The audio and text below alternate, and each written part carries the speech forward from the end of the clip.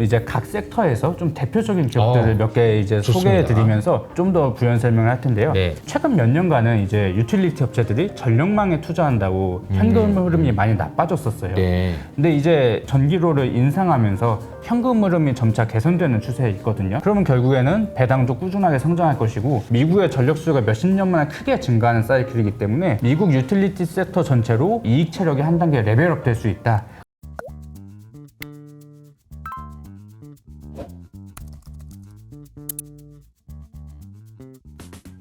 안녕하세요, 이호석입니다. 오늘은 김효식 팀장님 모셨습니다. 안녕하세요.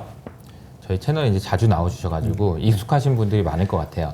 근데 이제 연초부터 이제 우리가 전력, 기기 막 이야기를 굉장히 많이 했는데 그 기업들이 굉장히 주가도 좀 많이 올랐고 뭐 최근에 뭐 금리네 뭐니 하면서 조정을 받았지만 또 반등하고 있고요. 그리고 제가 보기에도 미국 내에서 이제 유틸리티와 관련된 회사들, 에너지 관련된 회사들이 정말 뭔가 큰 변화들이 있는 것 같아. 그래서 오늘은 아마 이제 팀장님께서 구체적으로 기업 단까지 내려가서 아주 재밌는 이야기들을 많이 해주실 것 같은데 오늘 무슨 이야기부터 시작을 해볼까요? 네, 오늘은 이제 저희가 연초부터 드렸던 네. 미국 전력 산업에 주목해야 된다는 내용의 연장선이긴 한데요. 네네. 최근에 좀 업데이트가 된 내용들이 있어서 그거 위주로 말씀을 드리도록 하겠습니다. 네. 일단 좀 바로 좀 본론으로 들어가기에 앞서서 네. 너무 딱딱한 이야기부터 하면 재미가 없으니까 네. 최근에 그러니까 올해 9월에 좀 재밌는 뉴스들이 몇 개 나오고 9월 달에, 있는데요. 네. 그거를 좀 소개해 드리도록 하겠습니다. 지금 보시는 장표에 보시면 9월 12일이죠. 그 오픈 AI의 CEO인 샘 알트만하고 네. 엔비디아 젠슨왕 CEO 그리고 엔트로피, 구글, 아마존, 마이크로소프트의 고위 이제 경영진들이 모두 백악관에서 회동을 가졌었는데요. 그 회동의 목적은 이제 AI 데이터 센터를 위한 대규모 인프라 구축에 대해서 민관의 협력을 이끌어내기 위한 자리였습니다.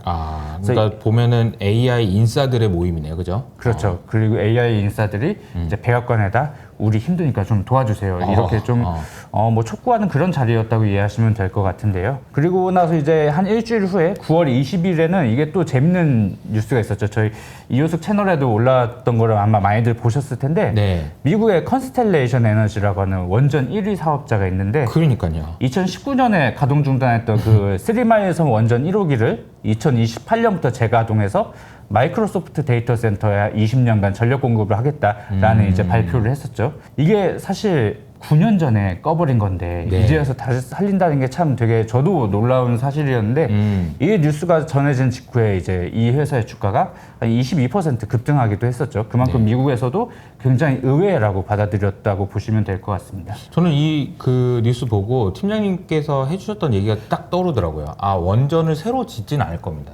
새로 원전 이제 짓기는 힘들죠. 짓기는 힘들어요. 네, 왜냐면 짓긴 10년이 걸리니까 네. 짓기는 할 텐데 근데 이제 쓰던 걸 더 쓰든가 네. 쓰던 걸 더 쓰던 것까지는 내가 생각을 했는데 그 멈췄던 걸 다시 가동하는 거잖아. 그러니까 10년 정도면 그래도 좀 부품 교체하면 쓸만했던 모양입니다. 그러니까 와 근데 이거는 좀 충격적이었던 게 이 쓰리마일 섬이라는 그 지역이 갖는 그 미국 사람들에 대한 인식 네. 굉장히 좀 위험한 후쿠시마 뭐 이런 느낌이잖아요. 그렇죠. 옛날에 사고를 쳤으니까요. 원전 아무리 40년 된 일이라도 원전 사고가 났던 데에 있는 거를 다시 가동시킨다고 뭐 이런 얘기를 하니까 와 이게 좀 저도 충격적이긴 했어요. 그래서 미국 투자자들도 아마 충격적이었겠죠. 그러니까 이제 주가가 좀 많이 올랐었던 것 같고요. 맞아요. 또 있나요? 그러고 나서 이제 또 며칠 후에 9월 25일에 오픈 AI 샘 알트만 CEO가 12일에 방문한 걸로는 모자랐는지 또 백악관을 방문해서 네. 저희 한 개당 무려 5기가와트 규모의 데이터 센터를 미국 전역에 5개에서 7개 건설하고 싶은데 좀 도와주세요. 이렇게 계획을 전달을 했습니다. 근데 이게 보면 샘 알트만이 요새 여기저기 돌아다니면서 아무튼 뭐 열심히 하는 것 같아요. 그죠? 네. 근데 이 5기가와트라는 규모가 그냥 일반 투자자분들이 보시면 전혀 감이 안 오실 텐데 그렇죠. 원래 기존에 이제 미국에서 지어진 데이터 센터들이 이제 전력 용량 규모로 봤을 때 100에서 300메가와트 정도만 돼도 크다고 했었거든요. 근데 이게 5기가와트면 이게 1000메가와트가 1기가와트거든요. 그러니까 기존 데이터 센터의 거의 뭐 한 50배 규모의 데이터 센터 한 개소가 이렇게 말도 안 되는 규모의 이제 데이터 센터를 짓겠다고 했는데 근데 사실 이 이전에도 뭐 마이크로소프트나 이런 빅테크 기업들이 1기가와트 규모의 데이터 센터를 짓겠다고 이미 공언을 하긴 했습니다. 그래서 이제는 데이터 센터가 기가와트 단위로 커지기 시작한다. 그렇게 보시면 될 것 같고요. 10개가 아니고 10배 그랬더니 이제 네. 나는 50배 막 이렇게 계속 지르고 있는 상황이죠. 그렇죠. 약간 엄청난 좀 규모네요. 엄청나게 지르고 있는데 근데 또 이걸 단순히 벙커라고 보기는 어려운 게 실제로 오픈 AI가 한 65억 달러 정도의 펀드레이징을 하고 있지 않습니까? 최근에요. 네. 네. 근데 거기에 이제 마이크로소프트나 엔비디아도 뭐 한 10억 달러씩 이제 들어갈 것 같다 이렇게 얘기가 나오고 있는 상황이라서 어제 보니까 애플은 난 안 해 이렇게 예, 한 것 같긴 해요. 애플은 뭐 빠이빠이 하겠습니다만 네, 이러한 오픈 AI 계획이 마냥 뻥카는 아니겠다 그렇게 이해하시면 될 것 같습니다. 들어온 돈 있고 하니까 근데 이제 미국 정부한테 좀 도와달라고 하는 거죠. 이게 중요하다는 얘기를 하면서. 네. 네. 그래서 결국에는 이러한 것들이 배경이 되어서 이건 제가 연초부터 몇 번씩 여러 번 봤어요. 네. 여러 번 보여드리는 장표인데요. 그래서 이게 미국 유틸리티 산업에 영향이 클 수밖에 없는 게 요 보시는 차트에 2007년부터 2023년까지를 보시면 미국의 발전량이 정체가 돼요. 왜냐하면 이때 그 미국의 제조업이 중국 같은 이제 아시아 신흥국으로 많이 넘어가면서 전력 수요가 정체가 되는데 근데 2023년부터 향후 몇 년간은 이 정체됐던 발전량이 연평균 5에서 10% 정도로 갑자기 확 커질 거라고 저희는 예상을 하고 있습니다. 아하. 여러 전망기관들의 이제 자료를 취합한 건데요. 그래서 이 전망치들이 어떻게 변화해야 하는지 좀 시간별로 한번 제가 설명을 드리겠습니다. 네네. 그래서 다음에 보시는 차트는 제가 2022년부터 여러 기관들에서 나온 미국의 전력 수요 전망치를 한번 정리해 봤는데요. 맨 왼쪽 막대부터 한번 보시겠습니다. 네. 요거는 2022년 12월에 그리드 스트래티지스라고 하는 미국의 전력망 컨설팅 기업에서 2022년부터 27년까지 미국의 5개년 전력 수요 연평균 증가율을 2.6%로 전망을 했었거든요. 이때도 올라갈 거라고 봤네요. 그죠? 그렇죠. 0%대에서 2.6%로 올라간다. 그 주된 이유는 제조업 리쇼어링과 뭐 전기차 등이다. 이렇게 얘기를 했었고요. 네.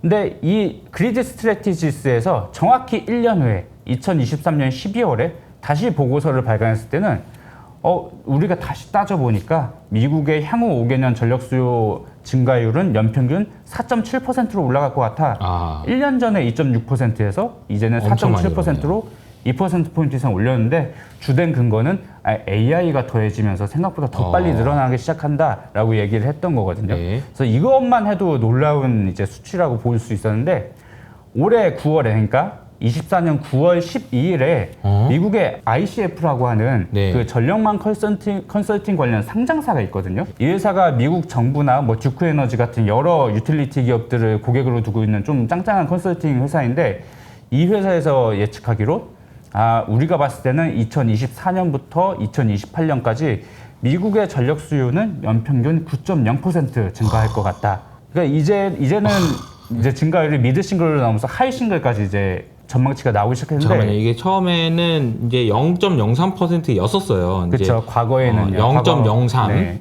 그러다가 2.6 그다음에 4.7 그다음에 이제 9%까지 네. 이게 이렇게 늘어나네요. 네. 그래서 대충 뭐 평균 쳐보면 한 5, 6%는 증가한다는 건데 그것만 해도 0%대에서 전력 수요가 5%대로 이제 그쵸. 성장률이 높아지게 되면 이게 급성장인데. 산업적으로 굉장한 파급 효과를 발생시키게 되거든요. 그래서 어떤 현상들이 발생하고 있냐? 이거는 아마 뭐 아시는 분들도 아실 텐데 미국은 이 주별로 그러니까 지역별로 전력 개통 운영자들이 따로 있거든요. 네. 우리나라는 한국전력이 독점하지만 미국은 여러 이제 전력 개통 운영자들이 있는데 그 중에서 가장 큰 게 미국의 13개 주에 걸쳐 운영하는 PJM 인터커넥션이라는 데가 있거든요.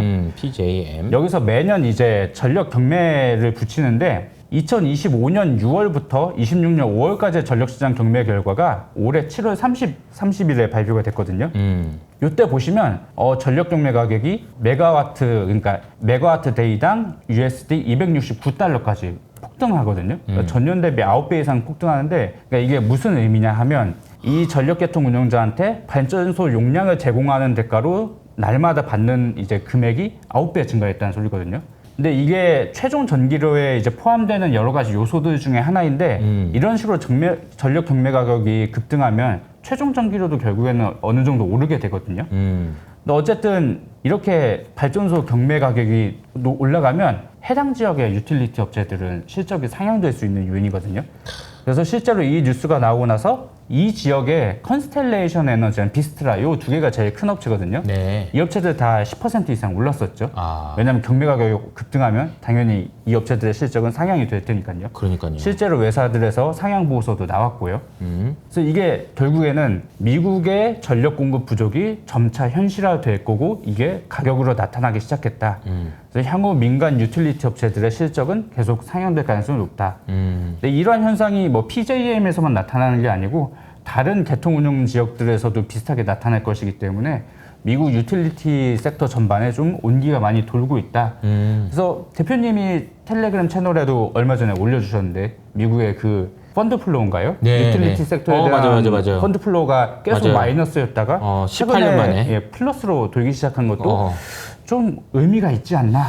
근데 이제 사실 그 보고서를 쓰신 이제 뱅크 오브 아메리카의 분은 요게 그 경기 침체의 상징이다. 경기 침체되니까 유틸리티를 좋아하는 거다라고 이야기를 하셨던데 이제 제가 보기에는 유틸리티 산업에서 일어나고 있는 이러한 오늘 얘기하는 이런 변화들을 간과한 이제 탑다운으로 보시니까 그런 생각을 하실 수 있는 것 같아요. 물론 유틸리티 업체들이 이제 꾸준히 배당을 잘 주고 그쵸. 방어전 성격이 있기 때문에 일정 부분 맞는 얘기긴 한데 그쵸. 근데 제가 보기에는 미국의 전력 수요가 몇십 년 만에 크게 성장하기 시작하면서 이 유틸리티 섹터의 한 단계 레벨업이 진행되는 몇십 년 만에 오는 사이클이 아닌가 네. 저는 그렇게 생각을 하고 있고요. 제가 보기에도 이게 오랜만에 오랫동안 안 보던 게 이제 눈에 보이기 시작할 때 우리 좀 주목을 해서 봐야 되잖아요. 네. 그런 현상인 것 같습니다. 네. 그래서 이런 배경 속에서 한번 최종 전기료를 살펴보시겠습니다. 요거는 이제 미국의 도시 평균 전기료를 1978년부터 24년 8월까지 나타낸 건데요. 이게 이제 일반 소비자들에게 전기가 되는 최종 전기료라고 보시면 되는데 보시면 지금 2020년 정도부터 급등하기 시작하죠, 전기료가. 근데 아까 보여드렸던 그 전력 경매 가격이 급등했다는 거는 이 전기료가 앞으로 더 올라갈 가능성이 높다는 것입니다. 근데 결국에는 이 전기료가 유틸리티 회사들이 팔아먹는 제품의 가격인 거잖아요. 그렇죠. ASP죠. 네, ASP 물론 원가가 올라가기 때문에 ASP도 올라가는 거지만 어쨌든 ASP가 올라간다는 거는 이 회사들의 이익이 앞으로 성장할 가능성이 높다는 거겠죠. 근데 이제 유틸리티 업체들의 이익이 좋아지면 얘네들이 뭘 하겠어요? 전력 수요가 늘어나니까 캐펙스 이제 투자를 하겠죠. 이 유틸리티 회사들의 캐펙스는 결국 발전소랑 전력망 이 두 가지라고 보시면 될 것 같습니다. 아. 그래서 발전소랑 전력망 투자가 앞으로 늘어날 수밖에 없다. 저희는 그렇게 보고 있고요. 그러니까 어떻게 보면은 인프라를 깔아줘야지 본인들도 계속 전기를 팔아먹으니까 발전소랑 전력망을 깔 수밖에 없는 거죠. 네, 그래서 아까 말씀드렸던 그 컨스텔레이션 에너지에 대해서 조금 짚어보는 궁금합니다. 시간을 갖겠습니다. 자세하게 말씀드리기는 뭐 시간이 부족하지만 대략적으로 스냅샷을 보여드리면 이 업체는 미국에서 미국 원자력 발전소 용량의 한 25%를 갖고 있는 원전 1위 사업자라고 보시면 될 것 같은데요. 여기 왼쪽 차트 보시면 컨스텔레이션 에너지의 발전 설비 비중이 원자력이 67%로 가장 많습니다. 그래서 원자력에 집중된 회사를 보시면 되는데 이 회사는 연초 이후에 9월 26일까지 주가가 120% 상승했는데 그 배경은 이 오른쪽 차트를 보시면 될 것 같습니다. 오른쪽 차트 보시면 컨스텔레이션 에너지의 2024년도 예상 EPS 추정치가 어떻게 변해왔느냐를 보여드리는 건데 이게 보시면 올해 5월부터 가파르게 이제 증가를 했죠. 이때 이제 가이던스를 발표하면서 이게 본격적으로 올라간 건데 이렇게 가이던스가 강하게 나온 배경에는 결국엔 작년 9월에 미국 IRA 법안 내에는 기존 원자로들에 대해서 메가와트 시당 15달러의 생산세 공제가 이제 확정이 됐거든요. 이거를 2024년부터 2032년까지 지급하겠다는 건데 그러면 기존에 원전 돌리고 있는 업체들의 실적이 좋아질 수밖에 없어요. 그러네요. 보조금을 주니까요. 그러네요. 그래서 이제 컨스텔레이션 에너지의 실적 추정치가 많이 올라갔다라고 보시면 될 것 같고 그 결국 이러한 정책적 배경이 있으니까 9년 전에 껐던 쓰리마일 섬 1호기도 다시 가동할 수 있었던 거예요. 왜냐면 보조금 받으니까 경제성이 갑자기 생긴 거죠. 그렇죠. 근데 이러한 정책들이 껐던 원전을 살리는 것까지는 오케이인데 과연 신규 원전 건설을 촉진할까? 그건 좀 더 지켜봐야 될 문제이긴 합니다. 이번에 이 컨스텔레이션 에너지가 이번에 그 20% 올라가지고 화제가 됐던 그래서 저희도 이제 근양을 통해서도 소개해드렸던 그 회사네요. 네, 맞습니다. 신기합니다. 네. 근데 이 회사는 원자력의 비중이 높고 천연가스 비중이 또 높고요. 네. 그렇네요. 근데 어쨌든 미국 유틸리티 섹터를 이해하면서 빼놓을 수 없는 기업이 하나 있는데요. 유틸리티 섹터의 상장사가 몇십 개 있거든요, 미국에는. 네. 근데 그 중에서 시가총액 1위는 넥스테라 에너지라는 회사입니다. 이 회사가 9월 26일 종가 기준으로 넥스테라 에너지 시가총액이 1,739억 달러인데 방금 말씀드린 컨스텔레이션 에너지는 4위로 822억 달러거든요. 한 2배 정도 시가총액 차이가 나는데 그러네요. 발전 설비 용량으로도 한 2배 정도 차이가 납니다. 결국 설비 용량 대비 이렇게 시가총액 받고 있다고 보시면 되는데 넥스테라 에너지는 여기 발전 설비 비중을 보시면 천연가스가 39%로 제일 많고 풍력 30%, 태양광 16%, 그리고 원자력도 9% 있고요. 배터리 ESS도 한 4% 있어서 상대적으로 이 풍력, 태양광, ESS 같은 재생에너지 비중이 높은 발전 사업자로 보시면 될 것 같은데요. 이 회사는 사실 원자력 비중이 작다 보니까 뭐 컨스텔레이션 에너지처럼 급격한 추정치 상향은 없었지만 어쨌든 추정치가 조금 올라오기는 올라온 상황이고 이 회사에서는 24년부터 27년까지 연평균 6에서 8%의 EPS 증가율 가이던스를 제시하고 있는데 제가 봤을 때는 무난하게 달성 가능한 수준이다 이렇게 이해를 하고 있습니다. 꾸준하게 안정적인 회사라고 볼 수 있겠네요. 네, 그죠? 맞습니다. 네. 미국에서 가장 큰 유틸리티 회사이기도 하고요. 네. 근데 이 회사에서 더 중요한 점은 이 실적보다도 이 회사의 캐펙스 계획이 더 중요하거든요. 사실 아까 그 컨스텔레이션 에너지는 전력망은 안 갖고 있고 원자력 발전소 위주다 보니까 사실 신규 캐펙스는 거의 없어요. 왜냐하면 원전을 새로 짓기는 좀 어렵기 때문에 캐펙스는 사실 작은데 이 넥스테라는 캐펙스가 굉장히 열심히 있는 회사입니다. 그래서 이 회사에 올해 6월에 이제 캐펙스 가이던스를 수정해서 나타냈는데 보시면 2024, 25, 26, 27까지 캐펙스의 YOY 성장률이 4.4, 9.0, 15.4로 2020년대 후반으로 갈수록 오히려 캐펙스 증가율이 더 올라가잖아요. 그거는 이제 2020년대 후반에 미국의 전력 수요 이제 쇼티지가 더 심해질 것이라고 보고 그거에 맞춰서 이제 캐펙스를 늘려나가고 있는 거거든요. 그러니까 결국은 1등 회사의 캐펙스가 20년대 후반으로 갈수록 더 가파르게 증가한다는 것은 발전소와 전력망에 대한 투자도 더 가속화될 수 있다. 이렇게 이해하시는 게 맞을 것 같습니다. 지금 미국에는 발전소를 지으려고 이제 전력망에 연결해 주세요라고 신청을 딱 하면 한 4년 이상 걸린다고 하거든요. 그거를 나타내 주는 게 요 차트인데 여기 왼쪽이 2010년인데 2010년에는 어땠냐? 2010년에는 미국에 설치된 발전소 총 용량이 972기가와트였고 네. 우리 새로 지을 테니 전력망에 연결해 주세요라고 신청한 게 한 절반 정도인 462기가와트였거든요. 근데 2023년에 보면 이미 깔려있는 발전소는 1279기가와트인데 우리 새로 지을게요 연결해주세요로 신청한 게 그 2배인 2598기가와트거든요. 그러니까 굉장히 많은 발전소 프로젝트들이 발생하고 있다는 거죠. 네. 물론 이게 아직 계획 단계도 많고 전력망도 부족하기 때문에 다 실제 건설이 이루어지지는 않을 겁니다. 그럼에도 불구하고 발전소 프로젝트가 굉장히 늘어나고 있고 그 구성을 한번 보시면 여기 글씨가 좀 작아서 제가 불러드리면 맨 위에부터 솔라 하이브리드, 그러니까 태양광이죠. 태양광. 그리고 스토리지, ESS죠. ESS. 그리고 뭐 이제 ESS 하이브리드가 있고 여기 오프쇼어 윈드랑 윈드, 해상하고 육상 풍력도 상당한 비중을 차지합니다. 그리고 여기 회색이 가스, 천연가스 발전소인데 여기서만 봐도 태양광, ESS, 풍력이 많고 그다음 가스 조금 있고 원자력은 사실 거의 없어요. 원자력 신규 건설하기가 그 단가 때문에 쉽지 않은 상황이고요. 원전에 대해서는 신규 원전보다는 이제 어떻게든 고쳐 쓰는 걸로. 네, 그래서 이야기가 신규 원전은 나올 수밖에 아마 없는. 추가적인 정책이 나와야 이제 네. 신규 건설이 촉진될 거라고 보고 있고요.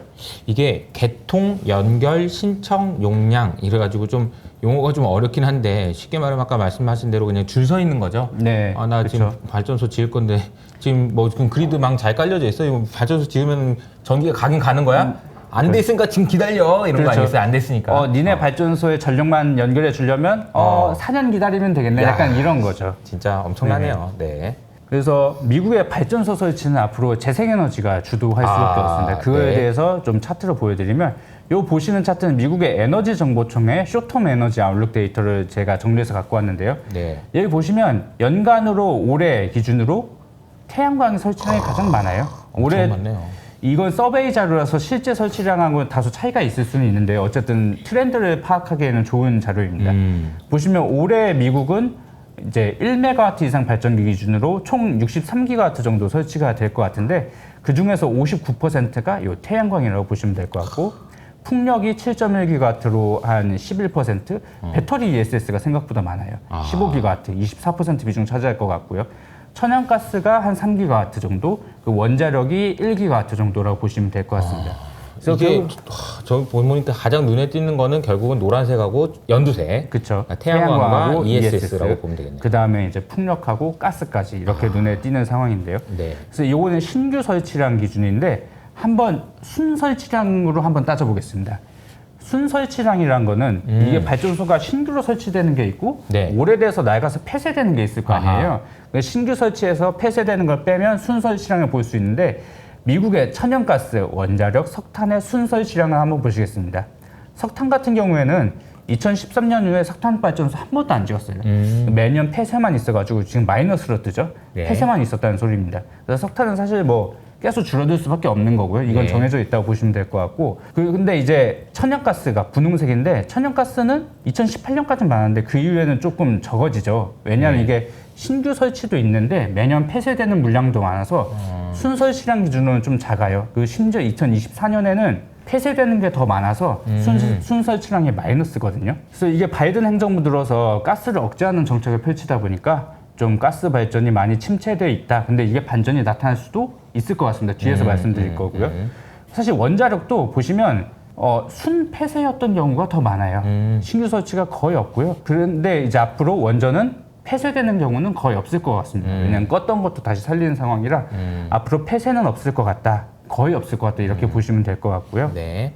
그래서 여기서 태양광 풍력만 따로 떼서 한번 설명을 드려보면 네. 이건 블룸버그에서 나온 전망치를 제가 갖고 왔는데요. 네. 보시면 미국의 태양광하고 풍력의 합산 설치량은 21년에 정점 찍었다가 22년에 줄어들어요. 왜 그러냐 하면 이게 그때 코로나로 인한 공급망 붕괴의 영향도 있었고 그 바이든 행정부의 BBB 법안, 그러니까 빌드백 베러 법안이 원래 21년에 통과될 거라고 생각을 했는데 통과가 안 됐죠. 그러고 나서 22년 8월에 BBB 법안이 IRA로 이름이 바뀌어서 통과가 되었잖아요. 그러니까 1년 반 넘게 정책 통과가 지연되다 보니까 이 시기에 발주가 뭐 태양광, 풍력, 가스할 것 없이 다 줄어들었어요.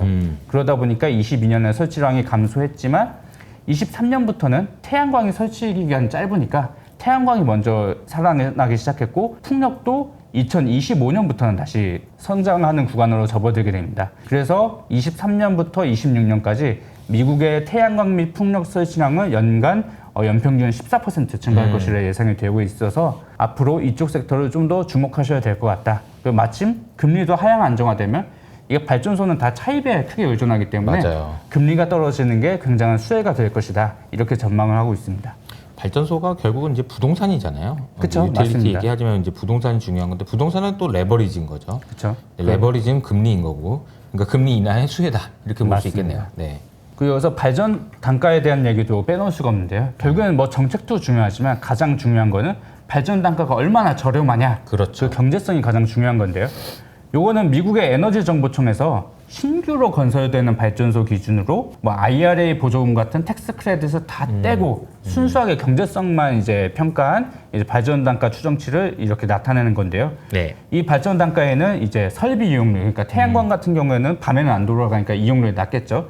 설비 이용률, 그리고 설치 비용, 그 유지 보수, 연료비, 송전 비용까지 다 포함한 거라고 보시면 될 것 같습니다. 네. 그래서 미국에서 가장 저렴한 발전원은 현재 유틸리티 태양광이라고 보시면 되고 그 다음이 가스 복합 화력 발전소, 그 다음이 육상풍력이라고 보시면 되고요. 그리고 여기 태양광에다가 4시간짜리 ESS 더한 것도 발전 단가 요새는 많이 떨어진 상황입니다. 그래서 요 4가지가 이제 경제성이 있다고 보시면 될 것 같고 여기 중간에 보시면 석탄하고 원자력이 생각보다 이제 발전 단가가 높잖아요. 그러게요. 미국에서 석탄하고 원자력 발전소를 새로 지으려고 하면 초기 설치 건설 비용이 상당히 많이 들어갑니다. 근데 이제 발전 단가에는 그 건설 비용이 감가상각비로 반영되기 때문에 네. 이제 발전 단가가 신규 발전소 같은 경우에는 원자력 석탄이 높다라고 보시면 되고 해상풍력은 아직 개화조차 안 됐거든요.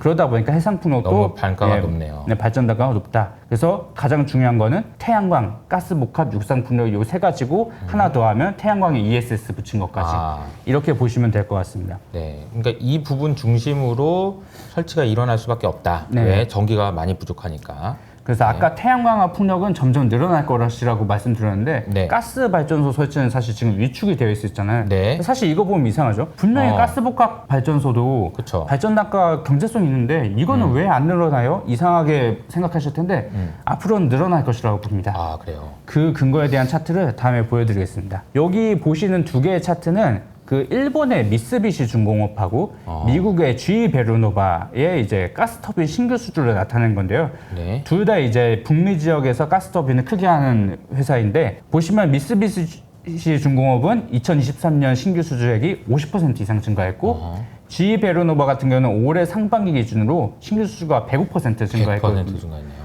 근데 이게 발주 나오고 나서 설치되기까지 완공되기까지 한 3, 4년 걸리거든요. 그러니까 한 2026년, 7년 그때쯤 되면 미국에서 가스 발전소 설치가 본격적으로 늘어난다라고 이해하시면 될 것 같고요. 그래서 결국에는 전력 수요가 증가하는데 가스 발전소도 필요하니까 민간 섹터에서 이미 발주 증가가 나타나고 있다. 그리고 마침 또 민주당 쪽에서도 좀 정책이 선회하는 듯한 모습이 나타났죠. 그쵸. 얼마 전에 그 해리스랑 트럼프 네네. 두 후보님이 토론했을 때도 보니까 해리스 후보님이 나는 수압파쇄 공법에 반대하지 않는다. 수압파쇄법이 그 미국에서 LNG 이제 천연가스 뽑아낼 때 주로 사용하는 공법이잖아요. 네. 그러니까 수압파쇄법에 반대하지 않는다. 결국은 천연가스 산업에 반대하지 않는다는 거거든요. 그래서 앞으로 아마 미국에서 천연가스 정책은 민주당이 재집권하더라도 좀 우호적인 분위기로 바뀔 것 같습니다. 그래서 천연가스도 좀 눈여겨봐야 된다. 지금 막 발주가 크게 증가했기 때문에 앞으로 실적 개선세가 나타날 것이라고 보고 있는 상황이고요. 제가 이걸 보면서 느낀 거는 트럼프도 얼마 전에 지금 TV 토론 나와가지고 태양광 내가 언제 싫어했어 뭐 이런 얘기를 했잖아요, 그죠? 그렇죠. 사실 지금은 전력 수요가 아까 보여드렸죠. 연평균 9% 성장한다는 전망까지 나오고 있는데 그러니까요. 지금 찬밥이고 더운 밥이 가릴 때가 아니거든요. 찬밥이 아니고 더운 밥이 아니고 네. 그러니까 지금 해리스조차도 그 천연가스 이것도 뭐 기후 위기 뭐 이거 생각하면 그래 해 뭐 이런 분위기인 거예요. 그렇죠. 어쩔 수 없이 좀 한 발 물러섰다고 봐야 되겠죠. 결국 트럼프든 해리스든 본인이 기존에 가져왔던 혹은 이제 그 정당에 가져왔던 정책을 반하면서까지 이걸 인정할 수밖에 없는 분위기라는 사실이 너무 중요하지 않나라는 네. 생각이 좀 드네요. 그래서 앞으로 미국의 발전소는 태양광, 부산 풍력, 가스 요 세 가지를 이제 집중해서 기억하시면 될 것 같습니다. 네. 근데 이 가스 산업이 커지는 거는 또 의외의 또 수혜의 섹터가 있는데요. 사실 가스 산업이 커지면 미국의 수소 생태계가 커지는 것과 같습니다. 네. 그 이유는 일단 미국에서 이제 사용되는 수소는 지금 대부분 분류수소거든요. 네. 분류수소는 이제 천연가스를 개질해서 수소를 만드는데 그 과정에서 발생하는 이산화탄소는 포집해서 제거하면 그게 분류수소인 거거든요. 이제 그린수소는 아예 바닷물을 뭐 태양광이나 풍력 에너지 갖다가 전기 분해해서 만들면 그린 수소인데 그게 아직은 이제 활성화가 안 되어 있기 때문에 대부분 분류 수소라고 보시면 되는데 여기 오른쪽에 미국의 수소 허브 이거는 23년 10월에 미국의 이제 바이든 행정부가 수소 허브 7개 만들겠다고 하면서 $500억 달러 투자 지원하겠다라고 발표를 했는데 그 수소 허브 지역들을 나타낸 건데 여기가 대부분 기존의 천연가스 생산하고 운송 터미널에 가까워요. 그리고 여기에 참여하는 업체들도 뭐 미국의 오일 메이저들이 많이 참여하고 있거든요. 결국은 이 수소 생태계가 천연가스 이제 파이프라인하고 기자재를 이제 사용할 수가 있거든요. 그러다 보니까 이 천연가스가 생태계가 다시 커지면 수소에도 도움이 된다라고 이해하시면 될 것 같고요. 네. 근데 이 수소에 왜 주목해야 되냐? 최근에 빅테크 기업들에서도 수소를 주목하고 있거든요. 왜냐하면 미국에서 가장 풍부한 에너지원 중에 하나가 가스잖아요. 네. 이 가스를 데이터 센터의 비상발전원으로 활용하고 싶은데 근데 그렇다고 해서 데이터 센터 옆에 뭐 1기가와트 이상짜리 커다란 가스 복합화력 발전소를 짓기는 좀 애매하거든요. 근데 이거를 가스를 수소로 개질해서 수소 연료 전지를 쓰면 이게 생각보다 괜찮은 비상발전원이 되거든요.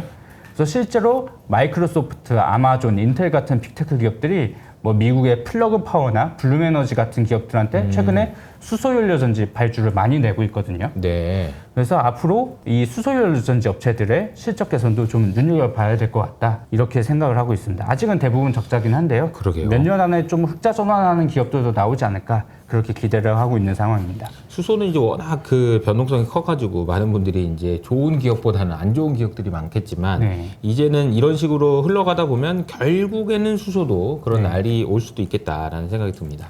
그래서 천연가스 생태계가 미국에서 확장되는 게 이 수소 산업에는 꽤 큰 수혜가 될 수 있다. 그렇게 전망을 하고 있습니다. 네. 그래서 지금까지 산업적인 내용을 주로 말씀드렸고 이제 각 섹터에서 좀 대표적인 기업들을 몇 개 이제 소개해드리면서 좀 더 부연 설명을 할 텐데요. 네. 일단 첫 번째로는 아까 유틸리티 기업들이 전기료가 올라서 돈을 벌게 되면 캐펙스를 하는데 그 캐펙스가 발전소랑 전력망이다라고 말씀드렸잖아요. 네. 그럼 그 기자재 업체들을 봐야 되는데 미국에서 전력 인프라 현대화의 선봉장이라고 평가할 수 있는 GE 베르노바입니다. 네.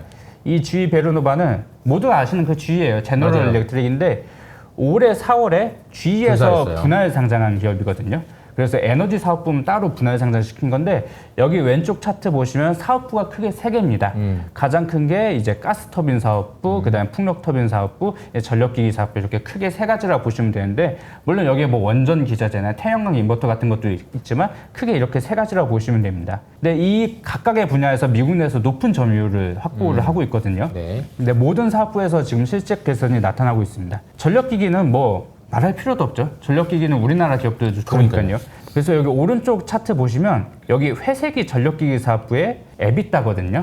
올해 상반기 에비타인데 전력기기 사업부 올해 에비타가 195,100만 달러였는데 지난해 상반기가 100만 에비타였거든요. 그러니까 이게 성장률로 보면 19,400%인데 이게 아이고, 사실 말이 안 작년에 되는 거의 숫자네요. 적자였다 흑자 전환한 거예요. 그러니까 미국의 이 완벽한 턴어라운드네요. 그렇죠. 이제 막 흑자 전환했다라고 보시면 될 것 같고 네. 여기 파란색이 가스터빈 사업부인데 여기는 원래 캐시카우였거든요. 근데 여기도 에비타가 전년 대비 49% 증가했습니다. 그리고 풍력 사업부 같은 경우는 아직 적자긴 하거든요. 네. 매출액도 감소하고 있는 중이긴 한데 근데 어쨌든 적자는 착실하게 축소해 나가고 있다. 그리고 아마 내년부터는 GE 베르노바의 육상풍력 사업부도 매출액 감소가 멈추고 좀 성장하는 그림으로 갈 것 같은데 그러면 이제 흑자 전환이 가능하지 않을까 조심스럽게 생각하고 있는 상황이고요. 네. 그래서 사실 태양광 산업 먼저 턴어라운드가 시작됐는데 이 풍력하고 가스터빈은 이제 막 발주 회복돼서 이제 막 설치량 늘어나려고 하는 초입 구간이거든요. 네. 그래서 이렇게 턴어라운드 초입기에서는 서프라이즈가 강하게 나타나는 경우가 많았기 때문에 이 업체의 실적 추정치는 꾸준히 상향될 가능성이 좀 높지 않나 그렇게 예상을 하고 있습니다.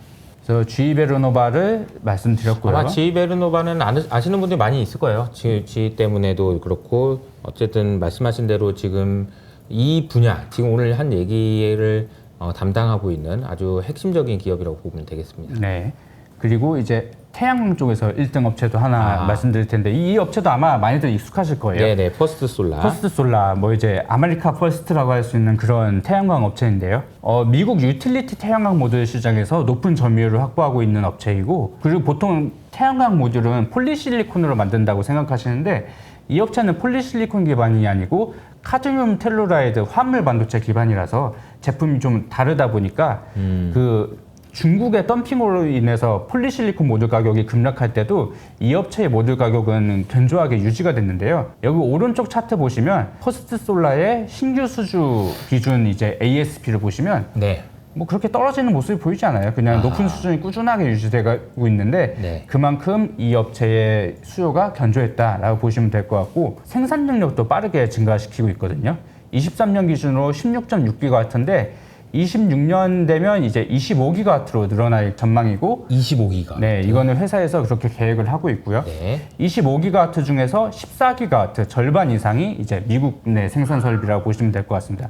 그래서 미국의 보조금에 가장 큰 수혜를 받을 수 있는 업체라고 보시면 될 것 같고요. 네. 그래서 특히 최근에 AI 데이터 센터 건설이 증가하면서 아까 샘 알트만 얘기하셨잖아요. 네. 빨리 지을 수 있고 또 데이터 센터 근처에 지을 수 있는 태양광에 대한 수요가 빠르게 올라오고 있어서 이미 실적이 좋아지기 시작한 건 23년부터 이미 흑자 전환을 하고 좋아지기 시작했거든요. 근데 아마 추가적으로 더 서프라이즈가 날 가능성도 충분하다고 보고 있습니다. 네. 유틸리티 태양광의 선봉주자 퍼스트 솔라까지 이야기를 해봤습니다. 그리고 요새 이제 많은 분들이 다시 관심을 가지기 시작하시는 네. 테슬라. 사실 테슬라의 주가 방금 전에 그냥으로 했거든요. 네. 네네. 사실 테슬라의 주가를 움직이는 건 요새 뭐 전기차 바닥론도 있을 것이고 그렇죠. 이제 10월 10일 로보택시 공개 기대감도 기대감. 있을 텐데 저는 이제 전기차랑 로보택시는 말고 ESS만 집중해서 여기서 한번 말씀드려 볼 텐데요. 전기차만 미국 1등이 아니죠. ESS도 미국에서 1등인데요. 2022년 기준으로 북미 ESS 시장에서 점유율이 25%인데 올해 기준으로는 아마 좀 더 점유율이 늘어나지 않았을까 그렇게 보고 있는 상황이고요. 여기 왼쪽 차트 보시면 이게 검은색이 전기차 부분의 이제 GPM 매출 총이익률이고 이건 크레딧까지 포함한 거고요. 네. 이 파란색이 에너지 사업부의 GPM인데 이 에너지 사업부가 결국 ESS라고 보시면 되거든요. 대부분이. 근데 이미 23년 3분기부터 에너지 사업부 GPM이 전기차를 앞질렀어요. 아, 그래서 그러네요. 올 하반기에도 GPM이 더 높아질 것이라고 예상이 되고 있는데 2023년에 테슬라의 전체 매출 총액에서 에너지 사업부가 차지하는 비중은 6%에 불과했거든요. 근데 올해 24년에는 이게 14%까지 늘어날 것이라고 보고 있고 그 머스크 CEO도 자기 입으로 말했죠. 몇 년 내에 ESS 사업부의 이익 비중이 상당히 커질 것이다. 지금 추세로 커지면 2, 3년 안에 이익 비중이 거의 뭐 절반에 가까워질 수도 있는 절반이요? 상황이라고 보고 있고요. 테슬라는 진짜 전기차 회사가 아니네요, 그러면. 네. 저 사실 이 회사가 ESS에서 잘할 수 있는 것도 결국 ESS도 배터리지 않습니까? 네. 근데 어쨌든 전기차 1등 기업이다 보니까 그 배터리 공급망이 짱짱하게 잘 돼 있잖아요. 그러네요. 그러니까 그 노하우를 그대로 ESS에서도 활용하고 있다라고 보시면 될 것 같습니다. 네. 그래서 ESS 사업에서의 가능성도 눈여겨 보셔야 된다. 그렇게 말씀드리겠습니다. 테슬라 하면은 로보택시만 생각하지 말고 ESS 1등이라는 것도 기억해 주시면 좋을 것 같습니다.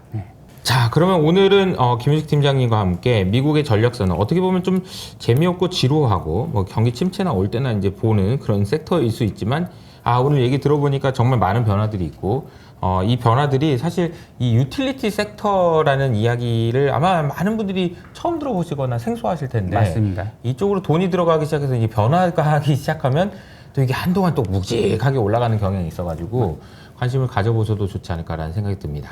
자, 오랜만에 나오셨는데 끝으로 뭐 한 말씀 해주실 게 있을까요?